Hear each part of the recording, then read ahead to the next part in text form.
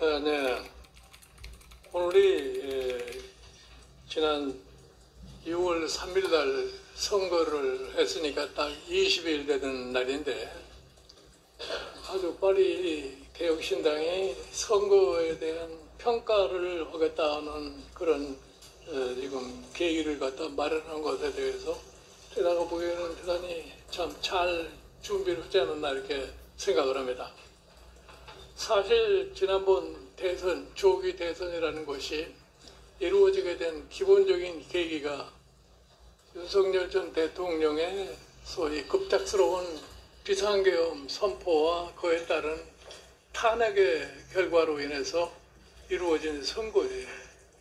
그래서 저는 선거 시작서부터 사실 국민의힘의 후보가 당선된다고 하는 것은 거의 불가능에 가깝다고 하는 생각을 하고, 과연 민주당의 이재명 후보가 얼마나 득표를 할 것이며 그 다음에 개혁신당의 이준석 후보가 얼마만큼 좀 자기의 표를 모을 것인가 하는 것에 대해서 관심을 가지고 봤습니다.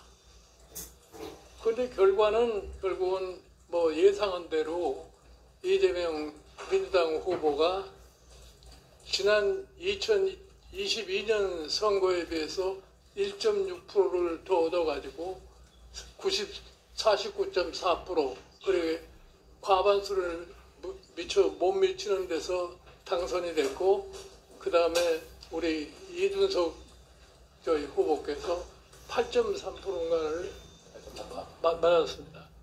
그래서 사실은 개혁신당은 지금 창당이 된 지가 불과 1년 조금 더 넘는 이런 시기인데, 작년에 총선에서 그래도 참 어느 정도 3% 정도의 득표를 해가지고서 소위 본인은 동탄에서 직접으로 당선됐고 두 분의 비례대표를 된 3석을 가진 정당입니다.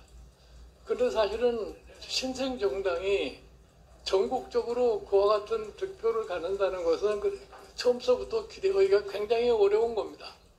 그런데 이번에 소위 대선에서 좀 더 많이 받았을까 하는 생각을 했는데 8%가 넘는 이 득표를 했다는 것은 나는 상당한 성공을 했다고 이렇게 말씀을 드릴 수가 있습니다. 그런데 거기서 한 가지 우리가 제대로 분석을 해야 할 거는, 이번 선거가 소위 계엄 선포와 탄핵에 대한 심판의 선거이기 때문에 우리 저희 김문수 후보에게 간 41.15%라고 하는 것이 어떻게 구성이 됐느냐 하는 걸 한번 생각해 볼 필요가 있어요. 사실 김문수 후보가 받은 표의 반 정도 가까이는 국민의힘이나 김문수 후보에 대한 선호도에서 간 것이 아니라 이재명 후보에 대한 소위 비선호, 비호감에 갔던 유권자들이 그리 갔는데, 여기서 제가 조금 좀 말씀드리고 싶은 게 뭐냐면은, 그런 비호감도를 가졌던 그 표가 왜 우리 이준석 후보한테는 옮겨지지 않고 전부 다 소위 김문수 후보에 갔느냐.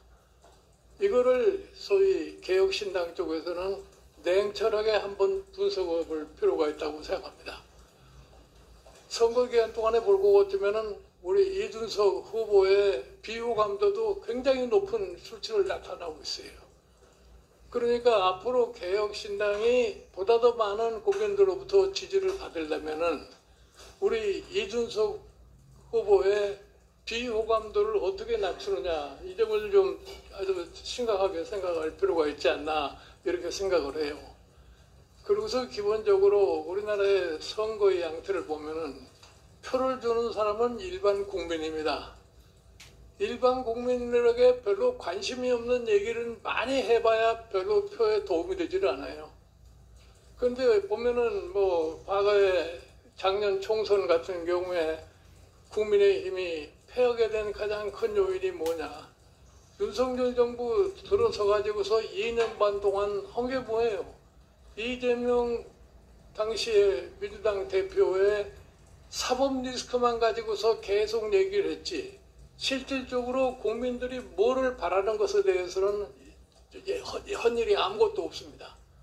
그래서 저는 개인적으로 윤석열 정부를 평가하기를 지난 2년 반 동안에 아무것도 이루어지지 않았다고 이렇게 얘기를 하는 거예요. 그래서 결국 가서 지금 국민의힘, 과거에는 소위 새누리당, 이게 결국은 2번에 걸쳐서 탄핵을 받는 비극을 맞이한 겁니다. 그런데 이 2번에 걸친 이 탄핵이라고 하는 것이 뭐 때문에 이루어졌느냐 하는 것에 대해서도 지금 국민의힘은 냉철한 반성이 없어요. 우리들의 유권자들의 투표 성향을 보면 50대, 40대가 결정적으로 반 국민의힘의 투표 성향을 갖다 보이고 있는 겁니다. 그러면 그 50대, 40대라고 그러는 사람들이 대한민국에 있어서의 가장 중추적인 역할을 하는 이런 세대인데 이 사람들로부터의 소위 배척을 받고서 과연 국정의 운영이 가능하겠느냐? 나는 불가능하다고 생각해요. 그럼 왜 그런 현상이 생겨나느냐?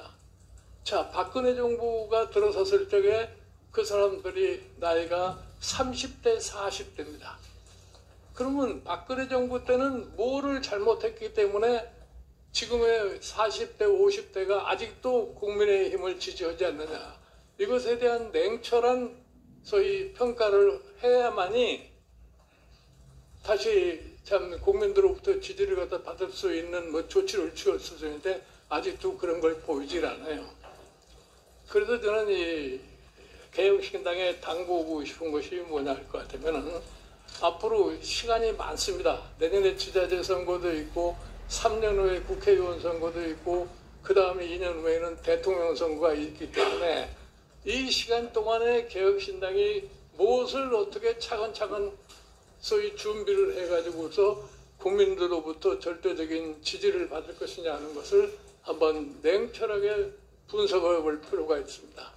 그럴 것 같으면은 소위 정당의 흐름에 따라서 국민들의 소위 변화하는 의식을 과연 개혁신당이 어느 정도 수렴을 하고 거기에 부응하느냐 이에 따라서 아마 지지도가 점점 올라갈 수 있지 않을까 이렇게 생각합니다. 그 내년에 지자체 선거를 참 어느 정도 성과 있게 치르고 그러고 날 것 같으면 그 다음 총선이 비교적 편하게 될 것이고 그 다음에 사실 집권도 할 수 있는 그러한 가능성이 5년 후에는 있지 않겠나 이렇게 생각합니다. 그래서 제가 참 강조하고 싶은 게 뭐냐면은 다른 걸 떠나서 정당은 근대 사회에 있어서의 국민의 변화의 모습에 정치적으로 적응할 수 있는 능력을 배양해야만이 국민으로부터의 지지를 끌어낼 수 있다는 것을 명심을 하시고 개혁신당이 앞으로 그런 방향으로 노력을 갖다 해주실 거라고 합니다. 네, 국민들의 변화하는 의식을